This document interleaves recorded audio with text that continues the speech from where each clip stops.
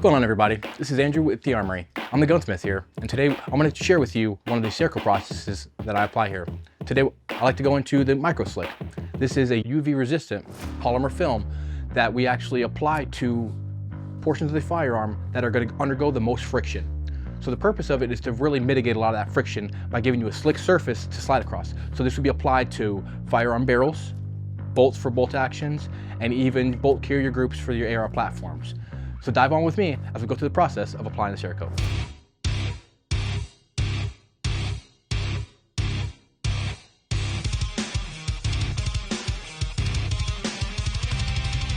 So essentially what I'm doing here is I'm creating like a small bath of acetone.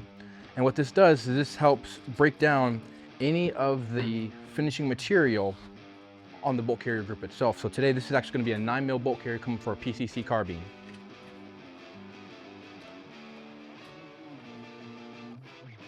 So I just try to select the finish the best that I can.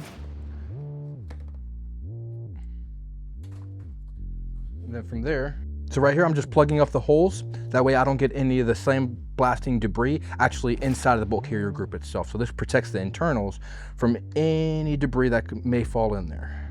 We'll put it into the blasting chamber and help get rid of some of that top level finish. All right, so now that I'm done blasting the bolt carrier group, next I'm gonna put it into the oven. And what the oven's gonna do is I'm gonna put it at about 200 degrees, maybe even 180, and that's actually gonna draw the oils out of the metal. So whenever I apply the Cerakote, it'll actually adhere to the metal just a little bit better.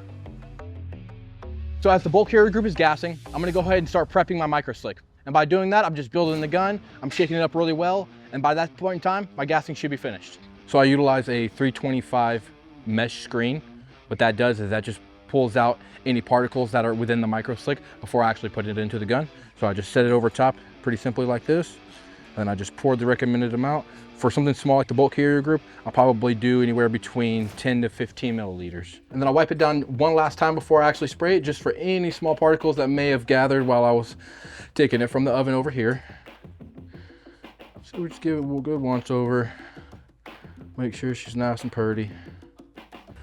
So essentially I applied at about 30 foot-pounds of pressure. That gives me the perfect layer whenever I actually create that first wave. So it'll give me a nice even blend. And then from here, what I'm doing is I'm setting my pattern so I can go from a small pattern to a wide pattern. What I'll typically do is do a wide pattern so I have a good spread. So I just do a couple turns on here. That'll give me the pattern that I need.